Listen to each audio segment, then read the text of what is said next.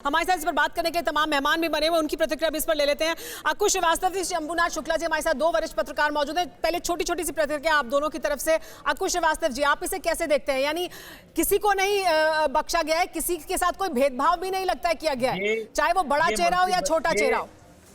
मंत्रिपरिषद का ये फेरबदल तो अद्भुत है और शायद देश के इतिहास में कभी ऐसा नहीं हुआ होगा कि इतने बड़े बड़े मंत्रियों से कह दिया गया अच्छा टाटा बाय बाय। आप ये भी सोचिए कि बड़े नाटकीय ढंग से हो रहा है। पहले अपेक्षाकृत कम हम ये मान रहे थे कि हर्षवर्धन सबसे बड़े नेता हैं जिनका इस्तीफा लिया गया और कोविड की वजह से उनको चढ़ा दिया गया सूली पर। लेकिन रविशंकर प्रसाद और प्रकाश जावड़ेकर का इस्तीफा अपने आप में चौंकाने वाला है, जिसको शायद किसी को यकीन नहीं था। रविशंकर प्रसाद के पास जिम्मेदारियां बहुत थी और उनसे उम्मीदें भी बहुत की जाती थी, लेकिन वो शायद आईटी को लेकर क्योंकि ऐसा लग रहा था कि हो सकता है जिम्मेदारियां कम कर दी जाएं, उनके कुछ मंत्रालय ले लिए जाएं, लेकिन अभी तो इस्तीफा ही हो गया है। लेकिन क्या इसे शंभुनाथ जी ऐसे देखा जाए कि प्रधानमंत्री नरेंद्र मोदी जब भी कुछ करते हैं तो उसमें एक सरप्राइजिंग एलिमेंट जरूर होता है, और वो सरप्राइजिंग एलिमेंट ना हो, सब हैरान ना हो जाएं उनके बड़े और अहम फैसलों से, ऐसा होना संभव नहीं लगता है। तो वही आज फिर हुआ है और हो रहा है अभी। तो सभी लोग लगभग हैरान ही हैं, क्योंकि शायद ये आजादी के बाद पहली बार ऐसा हो रहा है कि समाज के हर वर्ग को लिया गया, किसी को छोड़ा ही नहीं गया। मतलब आमतौर पे देखा जाता था कि युवा छोड़ दिए गए, सारे बुजुर्ग लोग आ गए या किसी विशेष जाति के लोग आ गए। नहीं, इस बार सभी जातियों के लोग हैं। सबसे ज्यादा तो इसमें कहना चाहिए प्रतिनिधित्व ओबीसी का है और सभी स्टेट का है। संख्या में उन्होंने 5 लोगों को लिया है, ये इंपॉर्टेंट बात है। 5 अलग अलग कम्युनिटीज के हैं। तो ऐसा पहली बार एक नई सोच डेवलप हो रही है। मैं तो कहूंगा कि ये वाकई ऐतिहासिक है और इसका स्वागत किया जाना चाहिए। कम से कम और इसके लिए हिम्मत भी चाहिए, इसके लिए पॉलिटिकल विल भी चाहिए, जो आमतौर पर नहीं होती है। इस पर बात करते हैं। हमारे साथ जो राजनीतिक प्रतिनिधि मौजूद हैं, अभय जी बहुत मुस्कुरा रहे हैं इस पर। अभय जी, मैं आपके पास आऊं उससे पहले सतीश प्रकाश जी और राजकुमार भाटी जी की प्रतिक्रिया भी ले लेते हैं और फिर अनिला जी। राजकुमार भाटी जी, बड़ा फैसला, बड़े फैसले जैसे शंभुनाथ शुक्ला जी कह रहे हैं, ऐसा पहले कभी नहीं हुआ है कि इस तरह से आप फेरबदल कर दें। कितना भी बड़ा कद है, अगर आपका परफॉर्मेंस ठीक नहीं है तो आपको बाहर का रास्ता दिखा दिया जाए, दूसरे को मौका मिलेगा।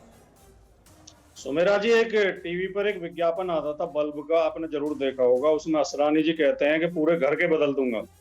तो मुझे लगता है कि मोदी जी उसी से प्रभावित हैं और पूरा घर उन्होंने बदल दिया। 43 मंत्री बनाना, 14 को हटा देना, मैं समझता हूँ ये मंत्रिमंडल विस्तार नहीं है, सरकार का ही गठन है। नई सरकार नई सिरे से बन रही है। लेकिन इससे सिद्ध हो जाता है कि ये सरकार नाकाम रही। माननीय मोदी जी के नेतृत्व में जो सरकार थी वो नाकाम रही, वरना इतने ज्यादा लोगों को ना हटाना पड़ता।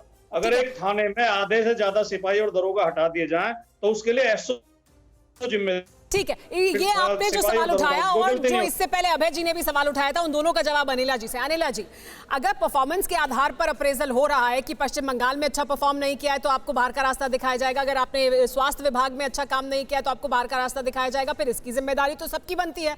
क्या हर्षवर्धन या बाकी तमाम नेताओं को जिनको हटाया जा रहा है उन्हें बलि का बकरा बनाया जा रहा है? नहीं, देखिए सुमेरा जी, जैसे मैंने शुरुआत में कहा था कि किसी भी रूलिंग पार्टी का ये प्रेरोगेटिव होता है कि अगर उसको किसको अपनी टीम में रखना है, किसको नहीं रखना है। दूसरी बात मुझे लगता है कि अगर ये हिम्मत चाहिए, पॉलिटिकल विल पावर चाहिए।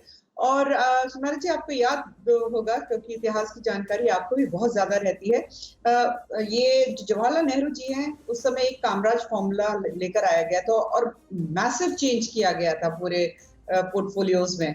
तो मुझे लगता है कि अगर जरूरत होती है तो किसी भी पॉलिटिकल हेड को ये कदम उठाना चाहिए, क्योंकि वो यहाँ डिलीवर करने के लिए आए हैं, राष्ट्र के लिए आए हैं, अपोजिशन पार्टीज के लिए नहीं आए हैं। अपोजिशन पार्टीज तो आप अच्छा करोगे तब भी उसमें बुरा देखेंगे। अनिला जी, आप ऐसा कह रही है कि जवाहरलाल नेहरू जी ने जो किया था उस तरह का काम किया जा रहा है, मतलब उससे इंस्पायर्ड है। अभय जी इस पर खुश हो गए। देखिए, इंस्पायर्ड की नहीं मैं बात करूंगी, जैसे मैं भारत में रहती हूँ इसलिए मैंने भारत का उदाहरण दिया।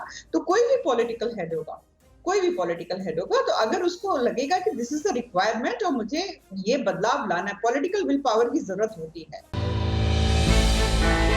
हमने की गलती फिर एक बार, कोरोना ने किया दोबारा प्रहार। मास्क, 2 गज दूरी, करें अपनी सुरक्षा खुद। कोरोना टीका हम सबको लगाना है, मिलकर साथ समझदारी से कोरोना को हराना है।